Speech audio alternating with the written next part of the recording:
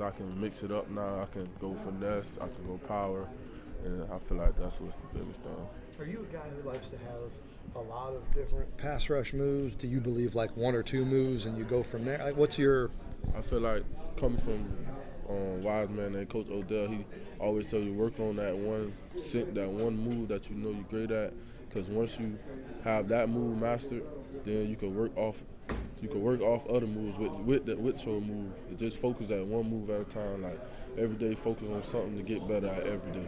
What's your kind of go-to, and has it been your go-to move like since you played in high school, or is it something you learned in college? What's your? When it comes to the finesse part about it, it's really just probably dipping on the edge. Like really, I feel like I have a great little bend to me. I've been had that since high school, especially in high school when you was going against high school tackles. Like nobody in high school could really block me in high school. But when it comes to just and then long when it comes to power, just bull rush and long arm because I got to use my length because I'm a very long guy.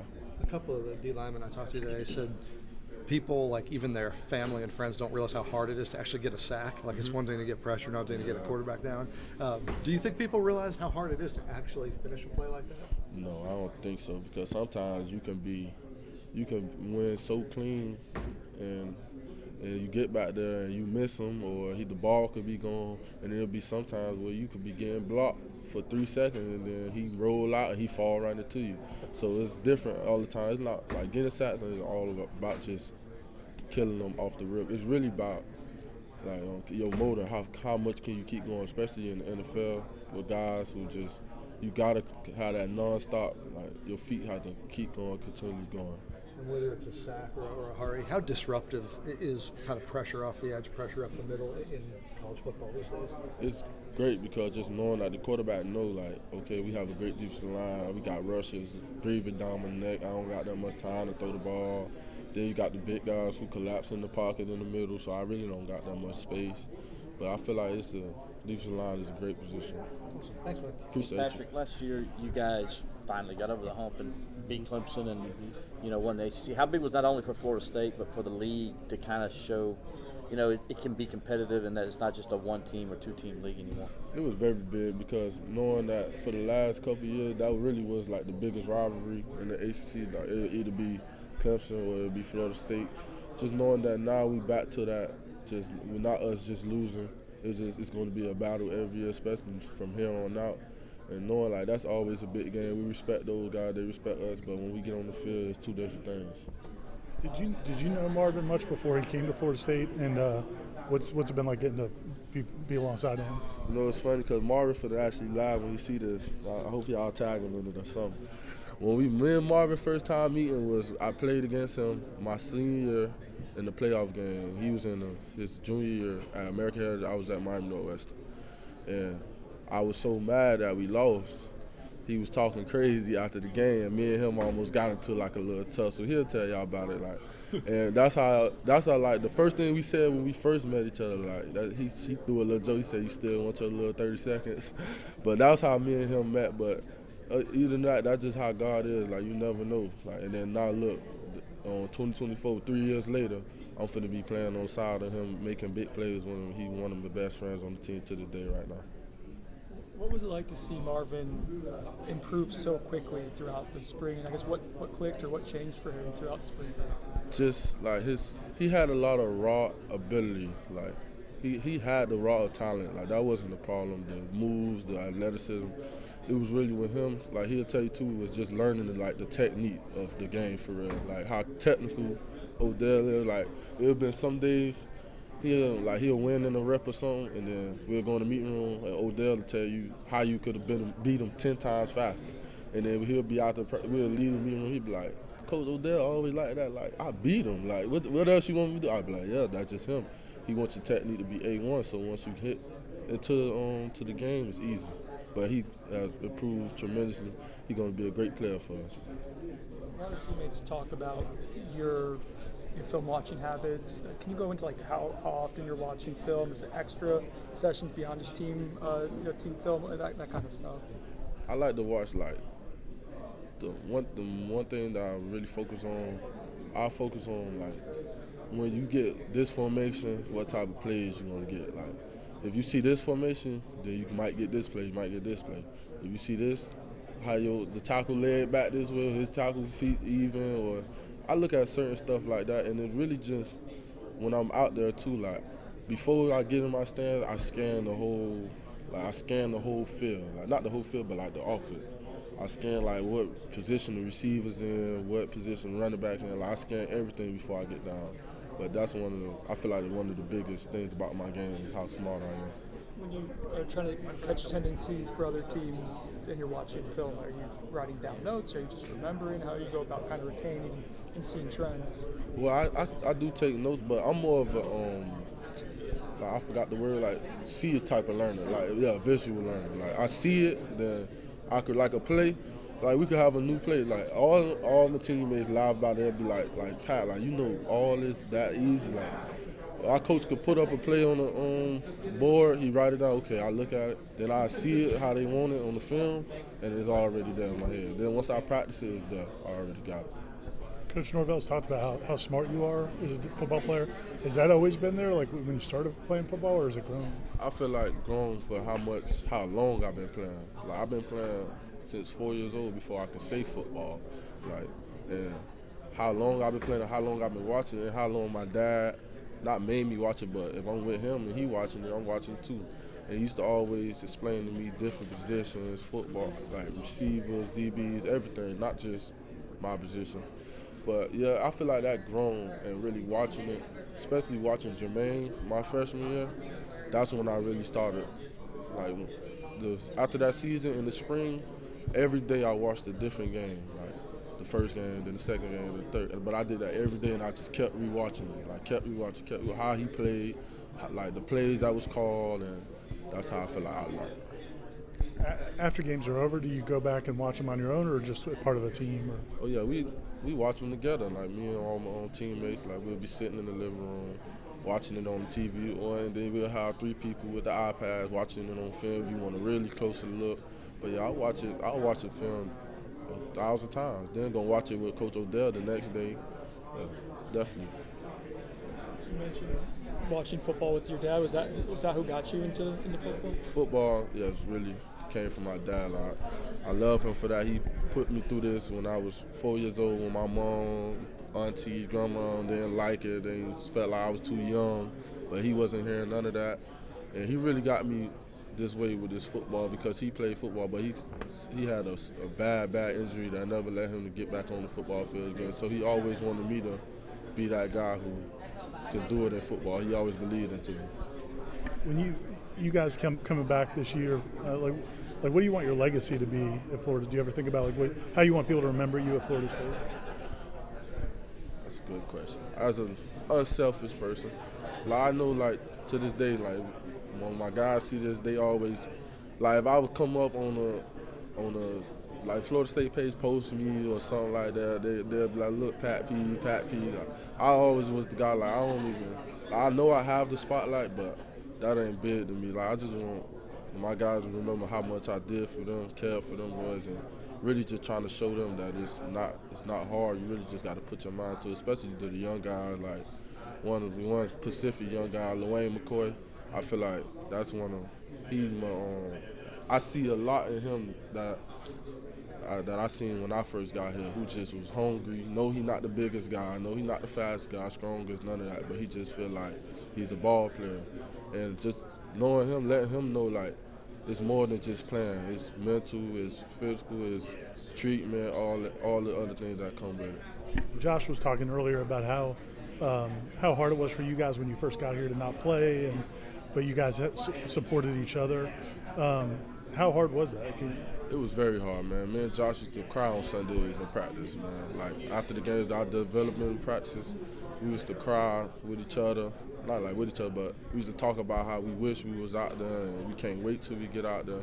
But just going through, like, that was probably the toughest year of my life ever, like, since I've been on this earth, my freshman year. But it molded me to who I am now. It's flipped my whole mindset. Once, like, the 5th game came by, I stopped thinking about let's go play. I want to get in the game, I started thinking about, man, how can I get started to be ready for this spring that's coming up? Like, even though we're still in the season, but spring is really big for me, and I really just, it was that, like, just knowing we done went through them tough times, and now we here now. Was it partly because you felt like you guys could help if you got out there? We just felt like, every young kid coming out of high school just feel like they can make a play. I felt like I could make a play, like, cause you do it in practice, but it's different in the game too now. But that's all it was with me and him. We just always felt like we can make a play. It don't matter the circumstance, game, who we playing, what. We gonna get our name called on that podium or something like that. Coach Norvell has called this your strongest team. What does that do for you guys over the course of a season, but also wearing teams down from a game-to-game basis?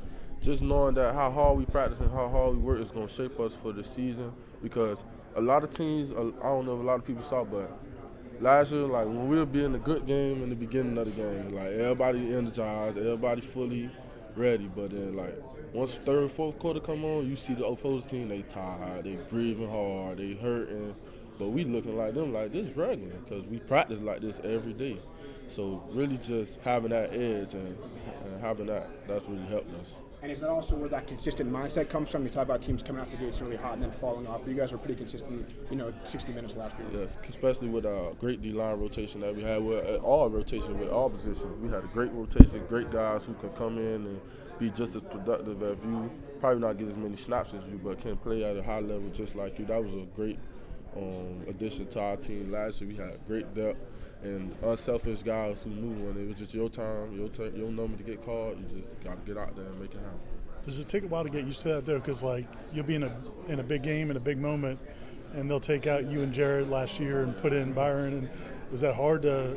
Like, it'd be like, you see what Coach JP and Coach Odell and Coach Norvell had planned with knowing, like, yes, we can be in first, second quarter a lot. But then it's going, especially them tough games, like them big games, we going to need us for that fourth quarter too. So we got to keep them fresh in between the middle of the game. We can't just kill them all the way. Then the fourth quarter, we need a big play. He tired. Like, that was a big thing coming with us. Can you talk just a little bit about the offensive line? You've seen the offensive lines that you'll play, a lot of them this year, and then what this offensive line at Florida State, what's got you excited about it? What are you looking forward to when they're out there on the field? We got a lot of big, fast guys who athletic, can move, like especially Darius. He's long, he's smart, he's athletic, and he always been athletic. He played basketball in high school, and he's very smart. He knows the game. He's been around the game for a long time. He got a great coach. Coach Atkins, one of the best coaches I ever seen in my life. Then you got Jemiah Byers for tackles. Jemiah Byers, very athletic, is very strong. He knows the game, and just seeing how far them guys came from when we first got here as freshman year, when everybody was calling them the worst offensive line in the country. Now they saying they one of the best offensive line in the country. And they never complained about it. They just work every day. And 3 years later, since I've been here 3 years later, look at them now. With a season opener, do you guys, like, when will you start looking at Georgia Tech, or have you already started looking at them? I think we'll probably look at them probably that week of the preparation when we start, like, the scout team, when we start the, like, actually going into the depth of the players we're going to run, that they're going to run.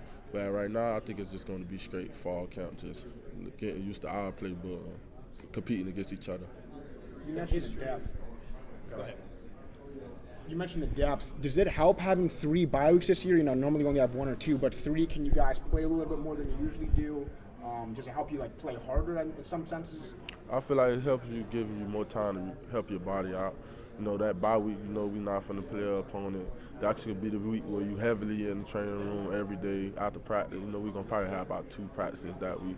Just get in the training room. If your body weight's a little low and you need your fluids a little low, get your eating habits back up in that week. But it's really that point, like that, taking care of your body, the treatment. Josh, on the podium a minute ago, Josh talked about being pissed about the playoffs, and that was, I think, the word he used. How much this offseason, is that something you have conversations about as a team? Is it something you try not to talk about? How do you approach that?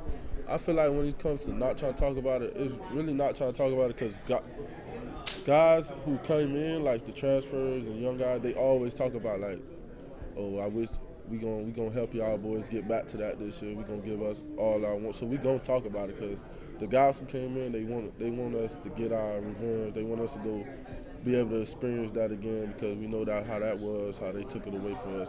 But the biggest thing that I was telling somebody earlier really is just gonna be like when I'm older, like 50, 40, we gonna always remember like I went 13-0, and I didn't go to the playoffs. That's really gonna be the biggest thing when it comes to it. We gonna always remember it. The defensive end history at Florida State, certainly in the recent past, guys have had huge games against some of our rivals, Jared, Jermaine, against Miami, Florida, whomever. Clemson, if you had a game to pick for you to have one of those type of games, who you wanted against this year? This year, I have to say, I always say Miami, but Clemson, because they coming too dope. It's going to be a very heated game because knowing DJ came from there. Like that's probably going to be our most tense game this year, knowing we went into a heavy power game last year, overtime. So I feel like Clemson is when I know my teammates is going to be looking for 11 to make a play, and I'm guaranteed I'm going to. What do you remember from playing against DJ? Like, what made him challenging? No, it's crazy. I almost sacked DJ twice. I swear, like I could show y'all the clips. I almost sacked him the first time. I came from his blind side, and I just came with a little swipe, tried to swipe the ball out of his arm, not realizing how big he was. He just stepped up, ran. Then the second time, I was unblocked, and it was just me and him one-on-one. He gave me a little step, but I forced him back inside. Then Malcolm Ray got the sack. But that's how it was with him, just knowing how he was a big guy. He was very big. He wasn't going down easily when he did run the ball. And he had a rocket type of arm. And you could tell his teammates respected him. They listened to him, and he had the offense going really well that night. He said you guys welcomed him in. Like, how are you guys able to do that when the guy played for one of your biggest rivals? It just knowing here, once you put that garnet and gold on, your family. It don't matter who you like. Same thing with Daryl Jackson. Daryl Jackson came from Miami. But I was still, even when we was playing against him, we been knew Daryl. I was still our brother when we was finna play against him. We was on the phone with him the night before the game about to play him. So he telling us what he finna do, what they finna do. We wasn't hearing none of that though. But when it comes to our transfer, that's one thing we never do. We never make a transfer feel like, oh, you gotta earn your way here. You ain't do nothing. Nah, we don't.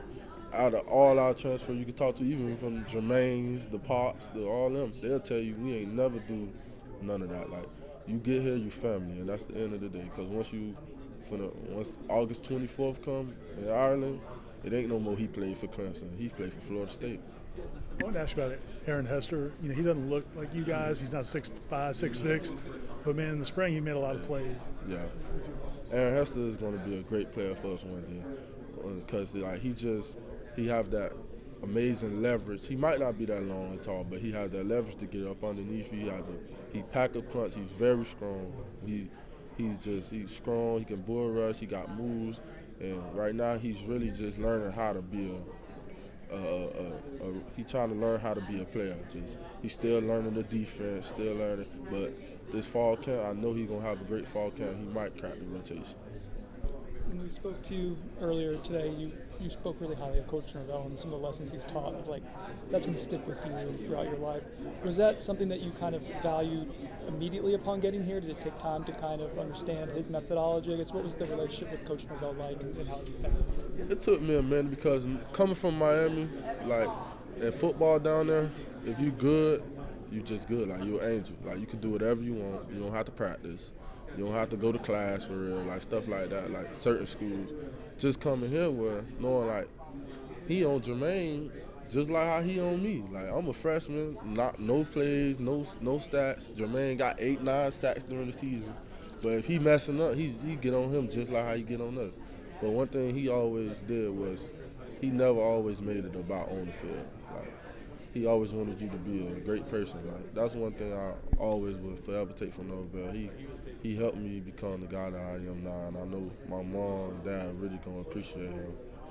Josh mentioned some of his. What's it like for you to start your year in Ireland against a conference foe in Georgia Tech? It feels good just to see the different experience because a kid like me, I never been out the country, never had a passport. I just did all that. And just going out there with my brothers to see something different, knowing we're going to be out there for like a couple of days, we're going to be enjoying the process together. We're going to be working hard at the same time, but we're going to be enjoying the process together at the same time. And just seeing new things, seeing the little people with the dresses, blow the little horn thing, you know. Seeing that on TV, you know, like I'm ready to see it in person now, though. Josh mentioned some of his personal records squatting this past offseason. He mentioned like the squat parties. Did you have any PRs this offseason? Can you also talk about what the squat parties were like? Okay, I definitely had major PRs this year coming from what I used to be lifting like a year ago around this time. Way different. Like I'm way stronger now, way bigger now. It just like I really put my mind to it when we came back from after the Georgia game, where it just was. Stop worrying about what everybody else lifting. Stop worrying about how strong he is, how strong he is. Just focus on how strong you can. And once I did that, that's when people ask like how you put the weight on, how you got strong. It was really just a mindset thing. I changed my whole mindset. So what's the mindset going into this year based on how well you did last year? Going into this year, just knowing that I'm going to be the guy like on defense. Like I'm probably going to be. You know, we got great guys now. We got AZ, Shy, Josh. But I'm probably going to be the first name circled on the game plan. Just knowing, like, teams are going to try everything they can to stay away from me and probably try to chip me sometime. Might get a little bit of slide most of the time. But just knowing that I can't let the statistics part of the game get to me. Just play as hard as I can, and then the stats and stuff are going to take care of themselves. Especially with the guys I got next to me, because they can't double everybody. They can't double me, Josh, Daryl, and Marvin at the same time. So just playing hard as I can. It's good. You guys were so good last year, but obviously lost a lot of starters. From what you've seen so far, your team, do you think, okay, I think this might be another title contender at Florida State this year? Oh, definitely. Like we have a lot of hungry young guys too. That's another thing. Who's going to be guys from here to come when they get around my age and around my time. Like we got some young, especially in the DB room, linebacker room, but the DB room, we got some young guys who people probably don't know about them yet, but once that season comes, they're going to be asking, like, where did this kid come from? Where did this kid come from? We got great depth, great defensive line. I feel great about our team this year. So do you think you guys can repeat as ACC champions, or you lost too much? Of course, we're going to repeat it. We're definitely going to repeat it. Now it's just about us learning each other, like, the fall camp is going to be about us growing closer together. Like when we go to Jacksonville, we're going to spend more time with each other. You got to meet new people. Because we've been talking to the same people since I've been here. Like the Renardo Green, the Tatum, we've been here. So we know who they were. Now you got to get to know different people and really learn how they is and how it's going to help you become the guy you want to be too. How, with all those transfers, how is the gelling process going so far? With the transfer, it was great. They all, like one thing Coach Norvell do a great job with, the first thing he looks about in the transfer is what type of person you is. Like, is you going to fit in with the guys in our locker room? But that's the first thing. Every guy that came in, that transferred, act just like us. That's the biggest, greatest thing about it.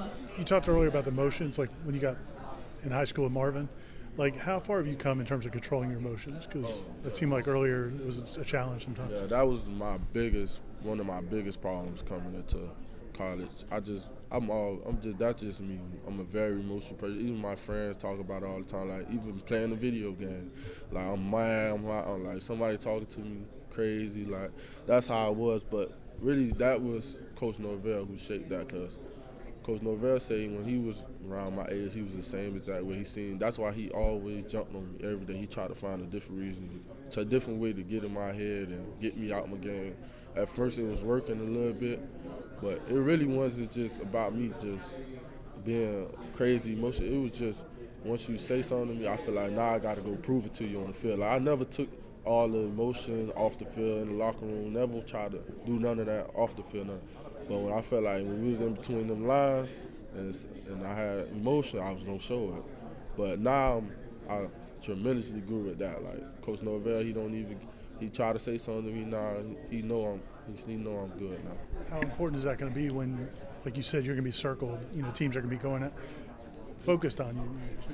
It's going to be very, very important to control it, because if I'm out there losing it, especially like being right now, what type of position I'm in, like team leader, all that. Like if I'm out there doing it, acting crazy, emotional, then what the young guys gonna do? Because that's the first thing they're gonna see. oh, Pat doing it, why I can't do it? So I know I can't be that guy this year. I gotta set the example because when I leave, they gonna have to do the same thing for the guys who come in behind them. Given what you guys happened to you guys last year, how relieved are you to have a 12-team playoff this year? Oh, it's great. Like just now, because it's been 14 for the longest. Now just really giving teams a real good chance to compete. It's going to be a great playoffs. I feel like just to end what I love the most about it. Like you could do, like I think you could do home games, like home game playoffs. Like I feel like it's going to add a different excitement to college football. Could you tell in spring ball, like was the CFP snub, or was that motivating you guys in the offseason, or was the bowl game motivating you guys in the offseason, or was nothing carrying over there in terms of mentality? Definitely a chip on your shoulder, but the motivation always is just for us to do it every single year. Like get back to it. We have to get back to that ACC championship because we not like that last year is not going to help us. Like they're not gonna pull up our last year record for this year playoffs. So this year we just gotta play and prove to them why we gonna be back and why we should be back. What was the chip from? Was it from the CFP snub, or was it from how you guys ended up playing in the bowl game you did go to? Or I feel like both really, but because I know the biggest thing with me was how I felt like I know my friend Jordan Travis, I know he felt like it was his fault. That was the biggest thing that I didn't like about the college football snub because they really made it about one guy. And I know Jordan Travis would do anything for any one of us on that team, from the walk-ons to the scholarship guys to the starters. And that was really the biggest thing. Like I know the type of emotions he had in his head that night. Like it was really, I couldn't even, he know to this day I couldn't even go see him in that hospital bed like that. I had to wait until he get out the hospital to see him because I know what he was thinking. But he never had a head down. He pushed his surgery back so he could watch us Florida game. Made sure he was at every game. Even at the Orange Gold game when guys opted out, they wasn't there. Jordan Travis was still there. He was riding on his little scooter thing, still with us every day at practice with Brock. That was a great thing. Are guys, you get that first game in Ireland, are you get a sense, are guys excited to play in Ireland, or is it more just to play the season opener? Does location matter to you guys? I mean, yes, it does. Just knowing like they giving us the opportunity, like they could have picked any other two teams out in the country to go over there and play, and they picked us and Georgia Tech. Just knowing we got that opportunity to just see something different, and like I know it's a lot of us on our team who probably never been out the country, so that was probably the biggest thing. That's an early opener for you guys. Are you have the kind of team that can hit the ground running and be ready for that kind of early game? We start fall camp in like 2 days, so we'll be ready. One thing about it, when it's time to put on the helmets and shoulder pads, we ready. You mentioned Lewayne earlier. Did you know him before he got here, or did he just impress you in the spring? Like, he was a very famous kid, so, like, you see him every day on Instagram or Twitter. Like, I knew who he was, but I didn't know him personally. But when he first got here, we connected instantly, like, because we all from the same place. We talk the same, act the same, walk the same. But, yeah, I love that kid because I feel like he's going to be a great player one day. Once he really get the understanding of how to be a college football player, I feel like he listened to Coach Norvell and listened to the coaching. He already have a grown man mindset. Like a lot of people be thinking when we be somewhere, like we be out to eat or something, people think he 21, think he my age. But when they hear he 18, they be like, what, he 18? That's one thing I love about him too. He just very mature. He know how to talk. He know how to turn it on, turn it off. And he's, like I said, he's very humble. At the end of a season, when so many guys now have to decide if they're going to go to the league or if they're going to look at other schools because of the portal, do you, like at the end of last season, were you talking to like Josh and Daryl and figuring out what you guys wanted to do together, or does everybody just kind of do their own thing? Like we really just talk about how we ain't want to leave each other. That was the biggest thing. When I always tell myself that, everybody in the world is going to make a mistake here and now. That was one of the biggest mistakes I ever made in my life. But I learned from it, and I was just, the main thing with it was for me, I know it was about the people thinking, like, mostly all the NIL and all that. It was just the brotherhood, like just knowing, like, I know I'm not going to be able to go to a different school and create the same brotherhood that I created for 3 years. I just couldn't leave my guys. That was really the ultimate decision in my head. Like, I just knew I couldn't leave my guys. Rams put out a video that went pretty viral of Jared and Braden when they both got drafted. Did you see that video? And I saw that video when it first dropped, man. That was crazy, man. Like, them boys, then when they posted the picture of them two next to each other in practice, it looked just like at Florida State. How much that motivates you going in knowing this is your money year? That, your name's going to be called on draft day next year. Man, it's so much. Like, I just love how both of them, their stories, where they came from, and how far they came. Now they get to take care of their family. They really deserve it. They worked for it every day. That's what I'm saying. People only seen what they did on Saturdays, but I really watched them every day, especially Brady Fish, too. He really was a building freak. Like, he never was outside the building. You never seen him at no party, none of that. Fish was just about his business. Verse was, too. But that's definitely motivating. I love both of them boys, man. I'm praying that I'll be right there with them next year. And Jared was kind of the leader of the room last year. You kind of fill in that void now. Bringing in a guy like Marvin Jones Jr., to play on the opposite side of you, what's that feel like, and what have you seen from him so far? What's great about it is just knowing that we have a very similar game. Like, it's different, but it's similar. Like, we just both long, athletic type guys, and just watching him grow every day, and he's really taking it. Like he said, this is the hardest he ever worked in his life. When he told me that, I really had to really watch him and make sure that, okay, since you're going to tell me that, now you got to show me. And made sure every day, every rep that he did, every play he was confused on, he know all he had to do was ask Pat what he think, what he thought, and he's going to be a great player. Appreciate it, Pat. So what did you weigh when you came to Florida State? When you were a freshman, what did you weigh? 210, like 210 pounds. So when you go back home and people see you now, like, can they believe what you look like? I was just going to say, like 3 weeks ago, I was at us a player in the NFL who went to my school named Tutu Atwell. He had a 707, like, for all the high school teams. And I didn't see most of my high school coaches in a little minute. So when all of us was out there on the field, I'm walking up, all of them looking at me crazy, like, because they ain't seen me in probably like 2 or 3 years. And that's the first thing all of them said, oh, you don't got big, you don't got big. They don't put the weight on it, they don't put the weight on it. Yeah, it's definitely different from what they seen. Did the nutrition staff help with the strength staff also? Big. Miss Jaden, our main nutritionist, she know that's one of my best friends in the building. Every day she makes sure I'm good. She makes sure I get enough food. Even when I already got enough, she give you extra. She can let you, just whatever you need. And she always a call away, and I never heard Jaden tell me no. That's one thing I love about Jaden, and I love Coach Stones about that.